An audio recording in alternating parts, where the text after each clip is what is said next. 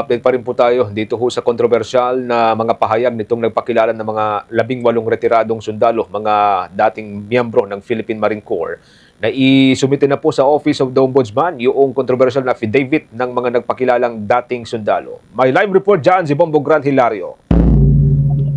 Yes, Bombo Genesis, isinabit ng abogado, nagpakilalang 18 dating sundalo ang kanilang mga sinumpang salaysay sa Office of the Ombudsman ngayong araw.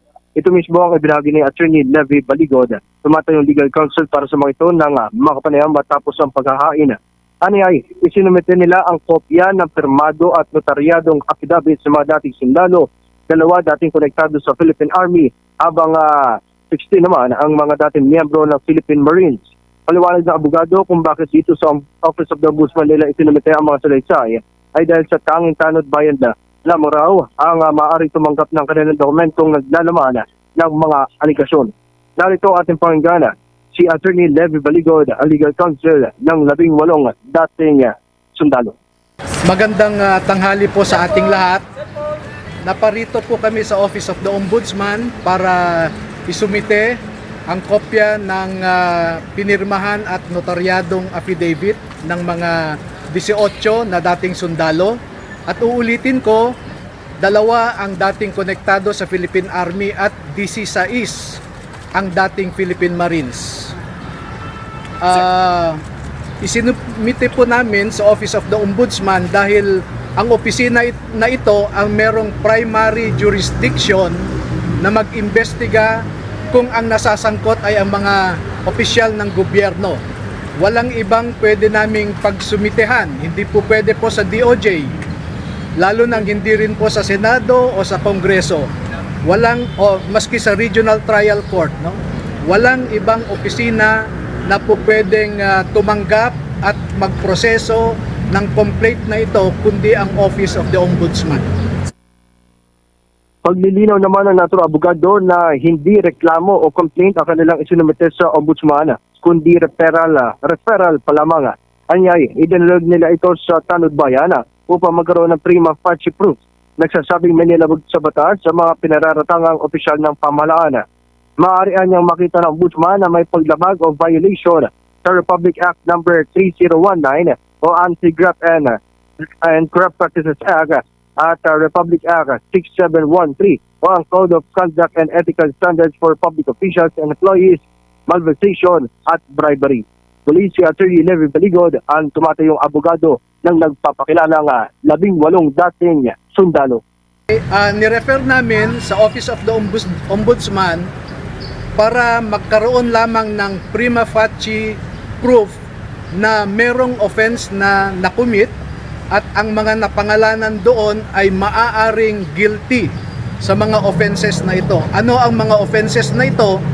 Ito ay mga pupwedeng violations ng Republic Act 3019 o yung Anti-Graft and Corrupt Practices Act.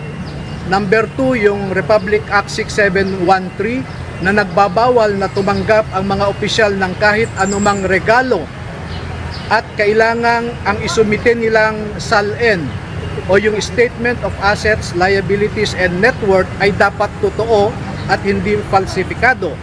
Ang basehan po namin ay tumanggap sila ng milyon-milyon na pera pero hindi po yan naipakita sa kanilang SALN.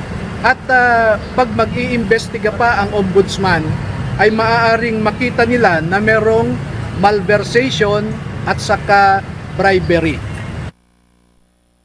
Hindi na tinukoy o inilahad pa ng naturang abogado kung sino-sino ang mga opisyal na nais mapaimbestigahan sa Ombudsman. Subalit niya ay pinangalanan sa salaysay na isinumite ay 7 senador at 26 na mga mambabatas o congressman. Magugunit ang una ng lumitaw at humarap sa publiko ang 18 nagpapakilalang dating sundalo ukol sa manoy pag-deliver ng mali-malitang pera. Kanilang sinigundahan ang mga revelasyon ni Orly Gutesa sa Senado sa pagpapadala ng milyon-milyong halaga ng pera sa bahay ng ilang matataas opisyal ng pamahalaan. Nag-uulat Bugran. Yes, Bombo Genesis. So pinapanindigan pa rin ni Attorney Baligod na lahat sila ay may background sa Armed Forces of the Philippines, kasi ang sabi ng AFP parang ilan sa kanila doon ay wala talagang background, ano? Pero ang sabi ni Attorney Baligod kanina doon sa kanyang naging mensahe, 16 sa kanila ay dating miyembro ng Philippine Marine Corps, 2 ay dating miyembro ng Philippine Army. Yes, Bombo Genesis, pinanindigan pa rin ng naturang abogado yung sinasabi ng mga dating sundalo, mga ito, kung saan dalawa dito yung miyembro ng o mga dating Philippine Marines at dalawa naman ang dating sundalo ng Philippine Army.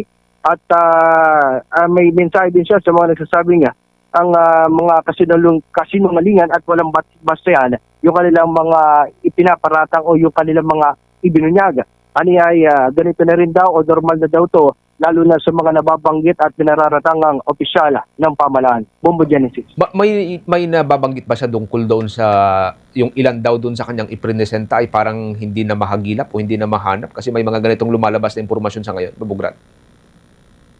Sa kasalukuyang Bombo Genesis ay tanging kinumpirmahan itong abogado yung kanilang pagsusumite at ilang mga mensahe patungkol sa salaysay. Ngunit ay ibabahagi na lamang nila yung kopya nung naturang ipinasa sa ombudsman at hindi na rin binanggit kung sino-sino itong mga opisyal sapagkat nandun naman daw sa salaysay na kanilang inirefer sa ombudsman. Bombo Genesis. Tinanggap naman ng Office of the Ombudsman kasi nga, familiar tayo doon sa background ng kanilang affidavit. Yes, Bombo Genesis, nung nagpunta dito kanina yung naturang abogado ay pumasok siya sa loob ng tanggapan ng ombudsman at pagkalabas kanyang kinumpirma yung pagkakasumite ng mga naturang dokumento. Ngunit sa kasalukuyang Bombo Genesis ay ating kukuhaan pa ng panig ang ombudsman sa mamaya inaasahan na kung makakapanayam o magsasagawa ng pulong balitaan si Ombudsman Jesus Crispin Boying Rimulya upang hinawin o magpahayag patungkol dito sa pagsusumite nila ng naturang referral sa Tanod Bayan.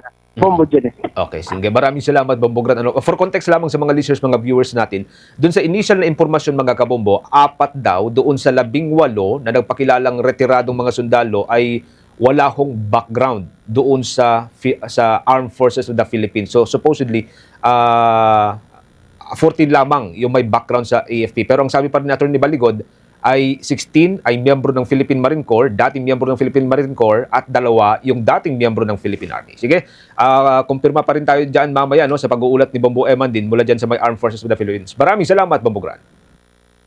Nag-uulat live mula dito sa Office of the Ombudsman. Ito si Bombo Gran Hilario and this is Bombo Radio Philippines, the #1 and most trusted source of news and information.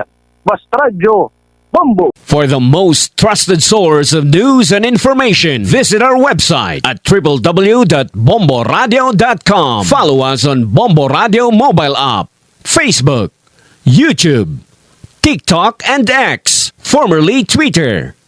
Like, share, and stay connected. Anytime, anywhere.